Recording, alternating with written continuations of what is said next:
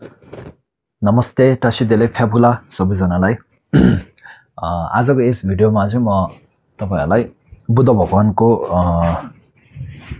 टिबेटनमा दुइछन भन्छौं हामी है, खास दिनहरु धेरै भएको मध्ये एउटा हुन् ल्हाबाब दुइछन भनिन्छ, जुन चाहिँ भोलिको दिनमा परेको छ है त। भोलि कति तारिक? नोभेम्बरको 11 तारिक परेको छ। र यो दिनमा के भएको थियो र यो दिन किन खास हो भनेर चाहिँ म तपाईहरुलाई नेपालीमा भन्ने प्रयास गर्नेछु। मेरो नेपाली त्यति राम्रो छैन, तर पनि म प्रयास गर्छु है त। अब नेपाली शब्द नजानेकोमा म कि त इंग्लिश शब्द नभए टिबेटन शब्द हालेर भन्ने छु। र भन्नुपर्दा भोलिको दिन चाहिँ भोलिको दिनलाई ल्हाबाब दुइछन भनिन्छ। ल्हाबाब भनेको मतलब चाहिँ ल्हाबाब भनेको चाहिँ यति बेला ल्हायुल माथि हेभन भन्छ नि, नेपालीमा के भन्छ? देवलोक त्यस्तै होला। हेभनबाट भाब मतलब भाब माने तल झर्नु भएको है त। भगवान बुद्ध चाहिँ हेभनबाट तल धरतीमा आउनु भएको, झर्नु भएको दिन मानिन्छ। त्यो चाहिँ भोलि परेको छ है त। र यसको बारेमा भन्नुपर्दा भगवान सिद्धार्थ गौतम यानी सानो हुँदाखेरि मानौं अब उहाँ जन्मेको ठीक 7 दिनमा चाहिँ उहाँको आमा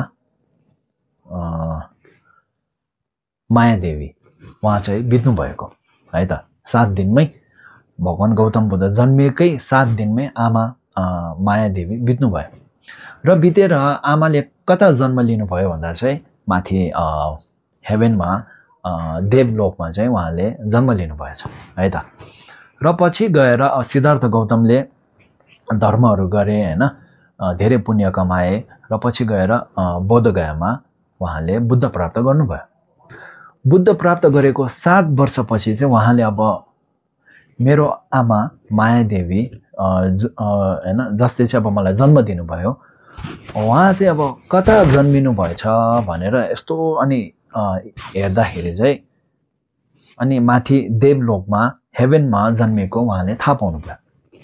र भगवान बुद्ध आफू स्वयं माथि देवलोकमा पधार्नु भएर जानुभयो र त्यहाँ गएर 3 महिनाको लागि चाहिँ त्यहाँ बसेर समर रिट्रिट भनिन्छ नि, नेपालीमा के भनिन्छ थाहै भएन, तपाईलाई थाहा छ भने माथि तल कमेन्टमा लेख्नु होला। समर रिट्रिट गर्नु भएर त्यति बेला 3 महिनासम्म चाहिँ खास आफ्नो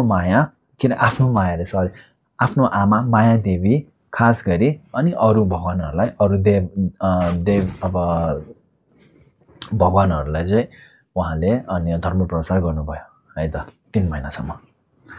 र त्यति बेला तल धरतीमा भएको राजा, जसलाई चाहिँ टिबेटनमा सालग्याल भनिँदो रहेछ, नेपालीमा के भन्छ मैले थाहा भएन है। राजा सालग्यालले चाहिँ अब भगवान गौतम बुद्ध यो जहाँ भए पनि हामीले यता धरतीमा बोलाउनु पर्यो भनेर चाहिँ भगवान गौतम बुद्धको चेला मंगलगिबु है त उहाँलाई चाहिँ भन्नुभयो। मंगलगिबु चाहिँ एकदम उहाँलाई चाहिँ शक्ति भएको है, उहाँ जहाँ पनि जान सक्ने हैन, जता पनि जान सक्ने है, टाइम नलागाइकन जता पनि जान सक्ने त्यस्तो शक्ति भएको हुँदाखेरि चाहिँ अनि मंगलगिबुले चाहिँ भगवान गौतम बुद्ध माथि देवलोकमा भएको थाहा पाएर उहाँ आफै पनि देवलोकमा गएर भगवान गौतम बुद्धलाई अब तपाई धरतीमा आउनु पर्यो भनेर भन्नुभयो। र 3 महिना माथि देवलोकमा आफ्नो आमा माया देवी साथै अनि त्यहाँ भएका भगवानहरु सबैलाई 3 महिनासम्म चाहिँ धर्म प्रचार गरेर चाहिँ 3 महिनापछि चाहिँ उहाँ देवलोकमा धरतीमा झर्नु भएको है त, आउनु भयो। र त्यो आउँदाखेरि चाहिँ उहाँलाई छाङपारा ख्याचिन भनिन्छ है। त्यो भगवानको नाम चाहिँ नेपालीमा के भन्छ मैले थाहा भएन, सायद विष्णु र को एकजना हुनुपर्छ, इन्द्र र विष्णु होला। हो हजुर, भगवान इन्द्र र भगवान विष्णु उहाँ दुईजनाले चाहिँ अब भगवान गौतम बुद्धलाई धरतीदेखि अब के भन्छ माथि देवलोकदेखि तल धरतीमा अनि अब त्यो के भन्छ त्यसलाई धरतीमा पाल्नु बेला अब उहाँहरू पनि साथै आउनु भएको जस्तो रहेछ है त।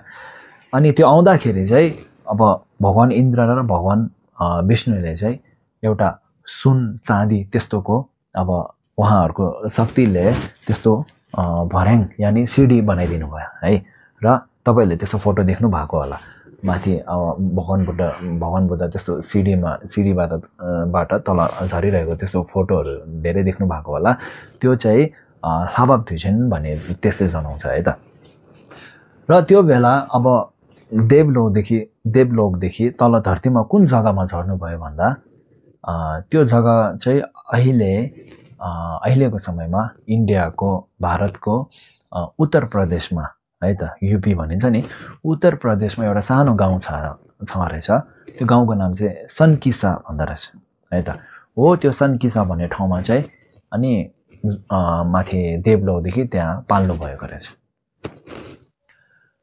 र हामी अब अहिले पनि जानुभयो भने त्यो सनकिसा भन्ने ठाउँमा अहिले पनि अब